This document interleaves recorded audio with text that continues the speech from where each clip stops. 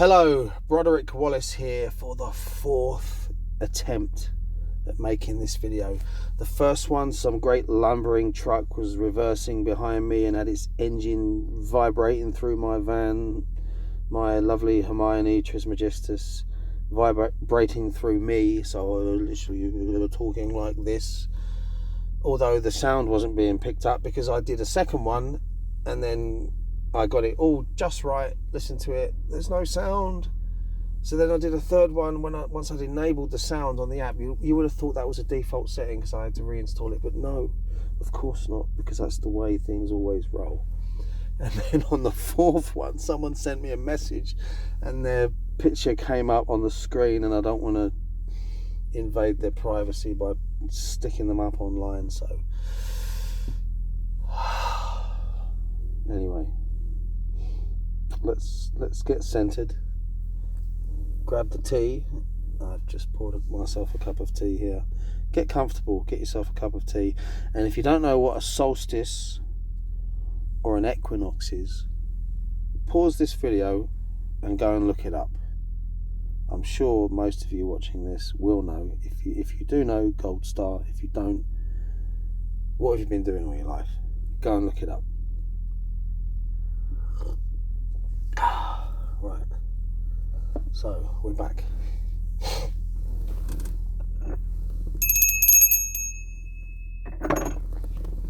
Right, so how did I frame this before? It's Christmas.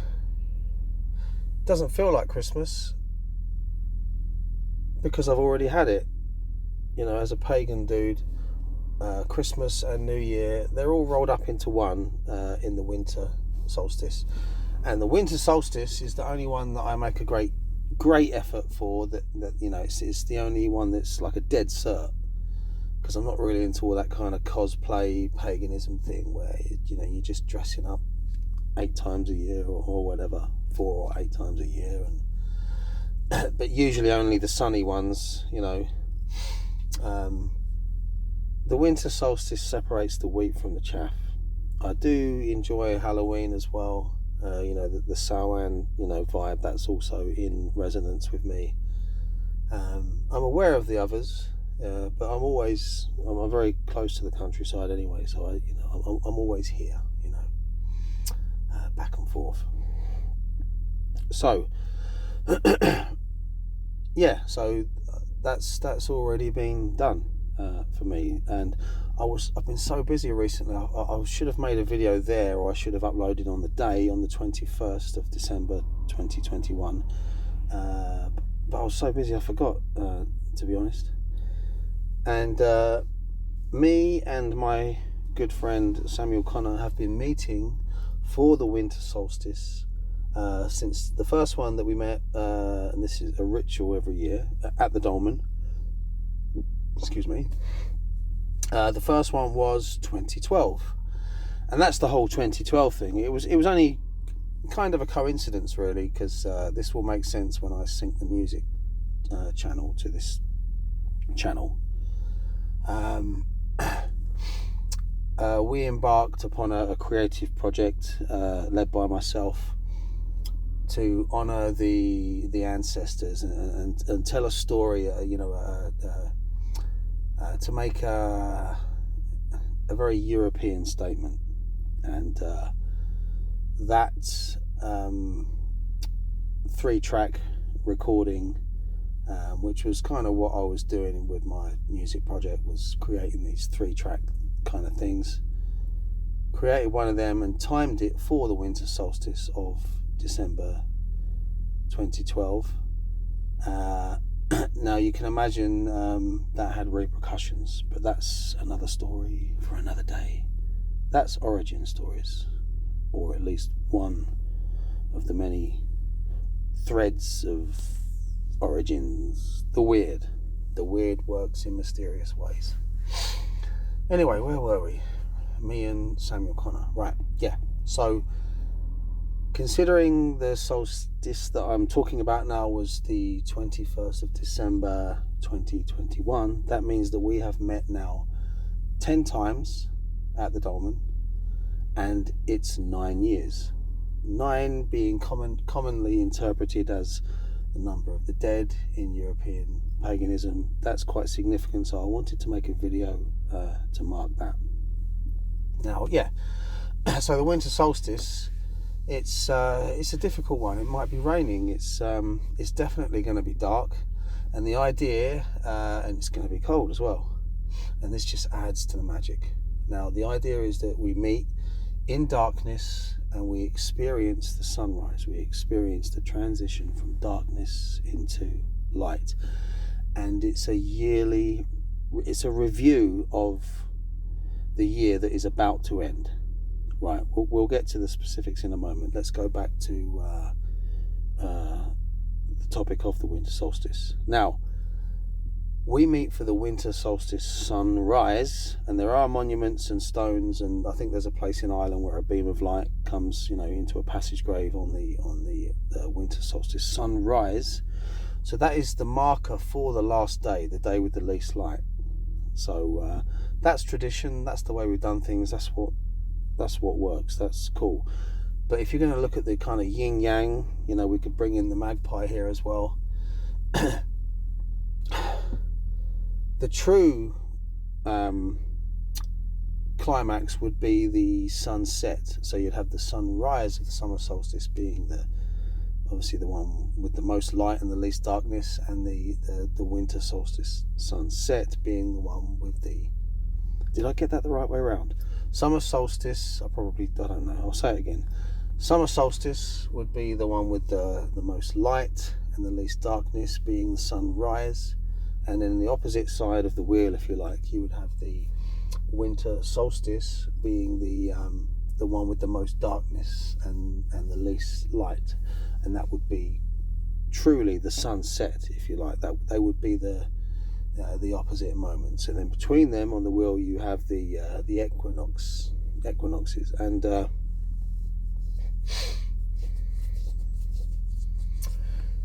it's fascinating when you get into it. It's really really good stuff. It's something that everyone should have on their to-do list that is interested in these subjects, to learn about this wheel of the year, but not only the wheel of the the common year, but the wheel of the great year, the precession of the equinoxes. Again, I've covered this briefly. Something that one who's engaging with these art forms should be familiar with. Right, where did I get to? Yeah, so when we meet, experiencing this transition from darkness to light, we have a yearly review. So considering it's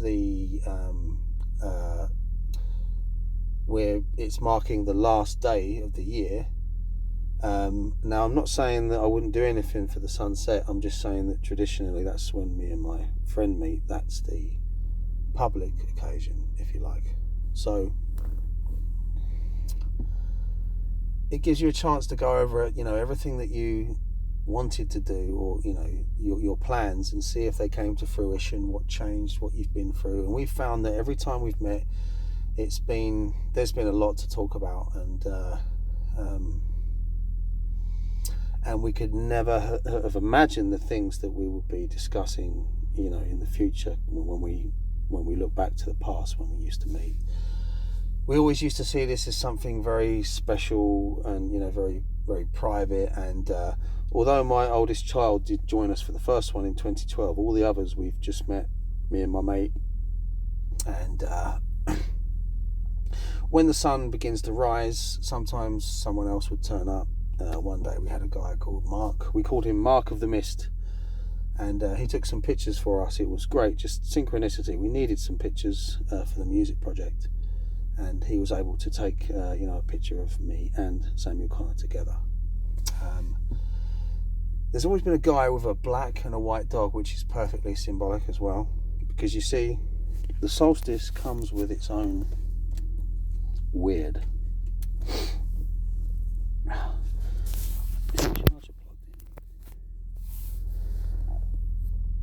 Yeah, oh, it's at 100%. Oh, that's great then. Stop that.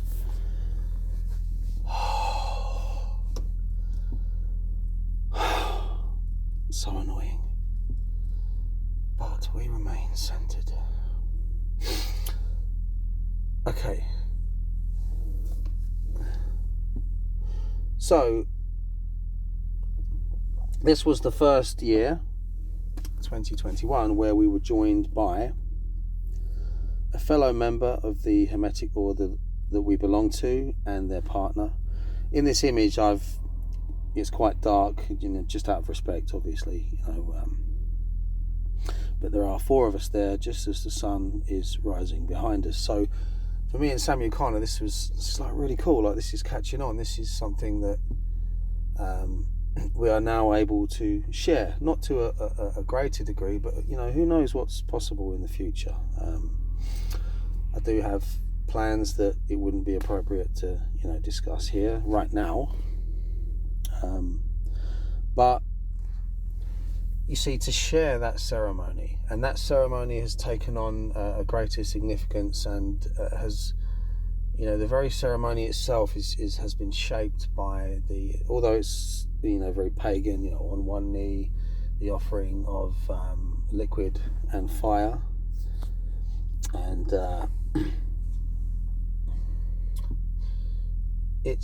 there is a fusion there, a syncretism between I guess just your own way of doing things, and the pagan side of things, and the Hermetic side of things as well, which is very perennial. So there's a lot from all traditions around the world, the particular school that I belong to, but generally speaking, sometimes we have to generalize. It's Celto-Egyptian in a way, although that's not entirely accurate. You see, because this place goes back to the Neolithic, this might be a good moment actually to state one particular issue. When people say, "Oh, you can't put the Druids and Stonehenge together because the megaliths, the great megaliths, were built by an earlier culture." Now, well, you've always had invading cultures, from around Europe. People have mixed, and we've had the Anglo-Saxons and the Norse here, and our own internecine tribal conflicts and that kind of thing. So to me, there has to be a continuation. It's not a complete wipeout. And the people that we call the Druids, which is like 99.9% mystery anyway, I've no doubt that they would have been engaged in meditative practices, and I've talked about this sad loss before, but this is a passion and a sorrow of mine, But I don't think it's, you see, the way that this priesthood was lauded in the text that we have, the classical texts, there's no way that they would not have been aware of the significance of these places, the power of these places, the presence. This is difficult for us to imagine, or many of us in the modern world, because there's cars everywhere and all this electrical equipment. We can't see the sky because of all the goddamn light pollution. But you just get rid of all that, and you haven't got you haven't got a car, so like you're kind of local most of the time, and you're in a farming community, etc. You're going to be so plugged in, and that's going to be your average dude. So just think how plugged in a member of a priesthood that reputedly has studied for 20 years and is lauded all over the classical world as being on a par with Pythagoras, etc. And the kind of talk of the belief in reincarnation and the magical powers of the Druids. They would have used these sites. I mean, if I can't see how they wouldn't. So for me, it's fine to mix these things up, to have that mindset all the way from the Neolithic into the times of what we would call the Celts, and the Anglo-Saxons, and the Norse, and all. You can mix all that together and it works. The Picts, and the Irish thing going on, and there is an Irish connection here actually, and this is just something that is a truism to me internally, subjectively, because of what I've experienced here, but it's not something that I can prove to the listener. But I'm satisfied that there is an Irish connection.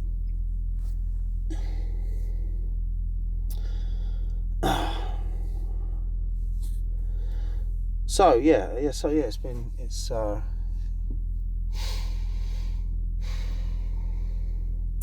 now a yearly review. There should be changes for the better, shouldn't there? You should, especially if you're engaged in a spiritual practice, if you're a part of a community, something should change. There should be things that have been learnt. This picture that you see on the screen from my my private diary, this is a reworking of the 8 of Cups tarot card. I just happened to stumble upon this image, and it was like, man, that's exactly what I'm going through now. Let's render this image in my style for for my own purposes. So here it is. Like I said, I'll link the art page up in future. I'm just waiting. Fingers crossed. It should happen. There's no reason why it shouldn't. Going through the editing phase at the moment, so hopefully next year at some point. Like I've stated in the previous video, Broderick Wallace will arrive in print through an occult publisher. So awesome. Now, this image, when you look at it immediately, you can see what it's trying to convey just within a few seconds. You can see that the character there, which obviously in this picture is me, has alighted onto new land from he's crossed the boundary, he's crossed the river. Now, forgetting all the kind of Celtic associations with the afterlife, etc., with crossing bodies of water and offerings and all that, let's just look at it in the context of which it speaks. It's transitioning from one way of doing things to a new realm, a new place. He's leaving the cups behind. I haven't got the quote handy now. It's something like, he abandons the cups of his previous felicity and endeavour in matters. This is the part that I filled in matters of in worldly matters. Basically it's a character. It's a portrayal of abandonment of that which we do not need to be caught up in order to embrace the spiritual path more fully. So the significance of the cups being filled with this hideous black poisonous liquid, I'll come to in a moment. There's a full moon there. When I first uploaded this on my artist page, I realised like the next day, there's no shadows. It's what winds me up. Like, it's the 4th time I'm doing this video, and this happens all the time. You have to redo things because there's just one little. I'm getting better at waiting, giving things time, but still sometimes you get caught out. Should have put some shadows in it, so I took it down and I have put in just a light touch of some shadow there. So now, this recent full moon was extremely powerful, actually, and that's another issue. You can see the magpie there. Anyone familiar with this channel will at least at an entry level understand the significance of the magpie, and the other 2 objects on the island, the new island. Now, the staff that I'm carrying, it's there is a paradox there of the of the black light, the black sun shining out. Now, this idea that darkness is not necessarily, although negative in its essence, it's not. Dark powers are not necessarily always evil or bad. And my teacher is, funnily enough, today actually, I was saying to him that I'd always seen the darkness as my ally and the daytime as my enemy. And this is why sometimes I've had trouble with my sleeping pattern, because I come alive at night, and when the sun comes up, like, that's when all your enemies come out. That's the waking world of all this silly bullshit that is, teetering on the edge of collapse, it seems, anyway, these days. The silly games, some of them necessary though, of course. And the darkness is the time of truth and internal consideration. It's a time of honesty and peace and resonance, for myself and others, I'm sure. So that should go some way to explaining that. And in my left hand I am carrying a bell and an ISIS band. That's something for another day, although I have written about this wonderful religious or ceremonial Hermetic prop. This is a wonderful addition to the practice. So, the yearly review. Now, because I've documented on this channel, to some degree, the struggles that I've been through recently. I mean, just to briefly recap, I'm living on the road, pretty much lost everything, but I'm still laughing. And I believe that I'm looking at this from a healthy angle, although that has been extremely difficult at times. But I'm not, my attitude is, you be a man, basically. Anyway, now this is very important, I believe, because karma speeds up. I've talked about this before. When one is engaged in spiritual pursuits, you see, there's a race going on for purification, and I was handed the perfect opportunity of redemption. You see, I might have, and had done something awful in the past. A guy coming from a divorce and all this kind of stuff. Some of it was my fault, and some of it was nobody's fault. But you see, when everything's settled and everyone, is just coming from this, well, I'm settled, you're settled, and I've done my best to make sure that you're okay, and I've kept everything up in terms of my responsibilities, and I couldn't be more sorry. And I've even said this verbally, looking this person in the eye. I'm so sorry. I really hope we can be friends. I really regret, it's not something that I ever envisioned or ever wanted, but it's happened. Here we are. And there were moments where I certainly didn't behave as I should have done.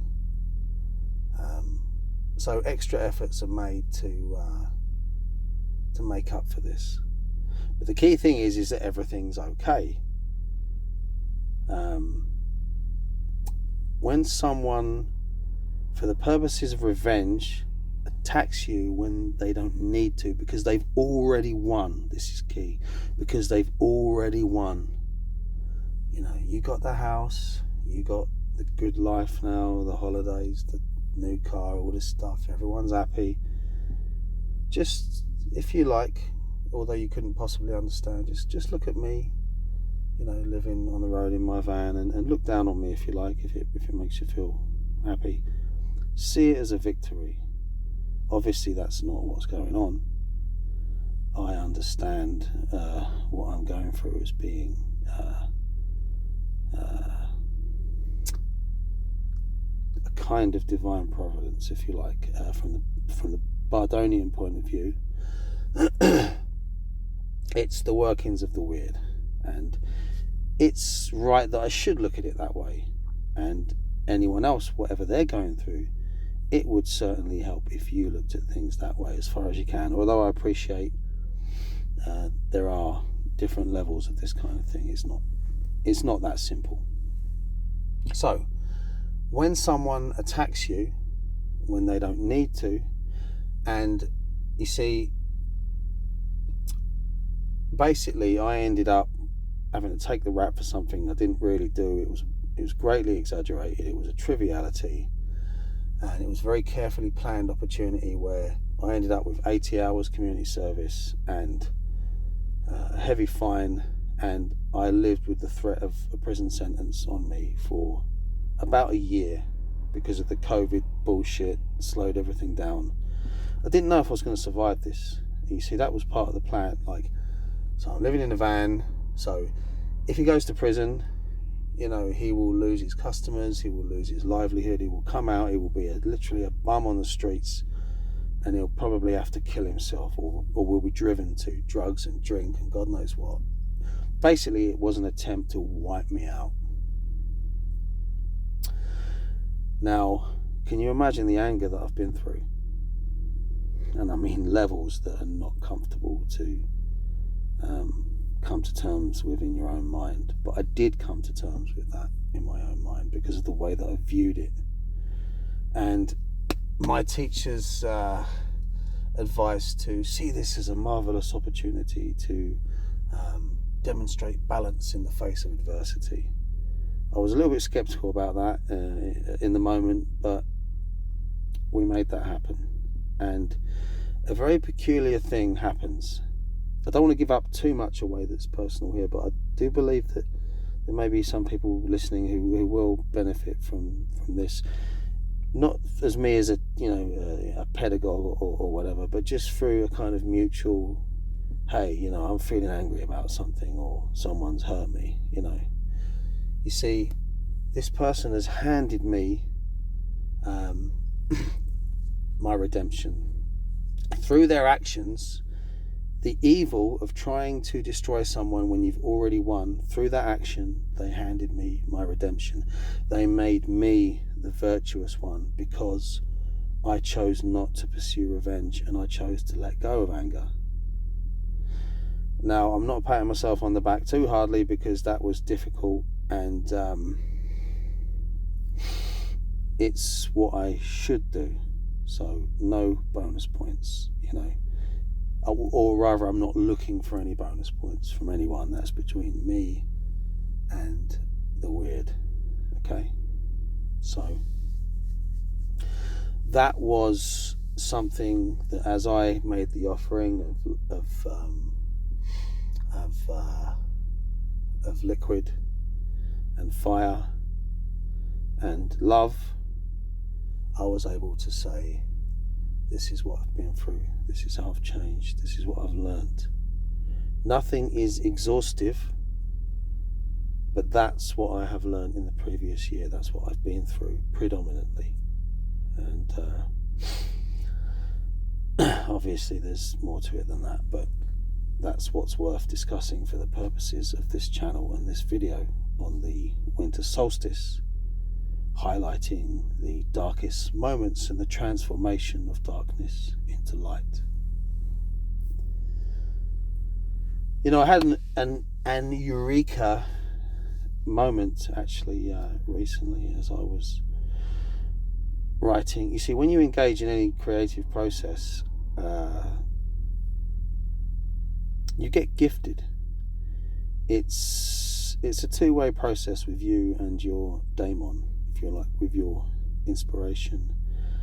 And sometimes if you're courageous enough to begin and you don't quite know how things are going to work out, the very act itself, the petition to higher forces, may deliver you a particular insight. So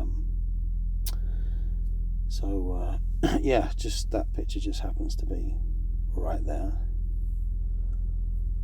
Oh, and there's my ugly mug. Right now I've got the same cup in my hand. Actually, I don't enjoy coffee too much. It's a rare thing for me, but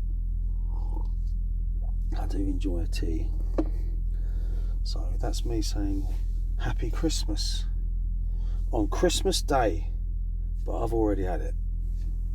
And what else? Oh, well, this is the proof that I'm not always, you know, covered in crap, that I don't always look like a tramp, so I might as well chuck that in the video. You know, I was in a pub the other night, because sometimes I can't build a fire every goddamn night. I'll go looking for warmth. Lovely country pub in the Kent countryside, and someone come up to me. It's just like a British sitcom. Everything comes out backwards. "You right, mate? Are you on the streets? Can I buy you a cup of tea?" I said, no, I'm not on the streets. I always look like this. So this is the proof that I don't always look like look like that. So it's very important that when we receive an insight, when we in the moment understand something intuitively, or we, you know, when we grasp the numinous, that we mark the occasion, we press this within the memory, and we hold on to this new insight, and don't forget. I shall wish you good night. It's me trying to find the button. There it is. Take care.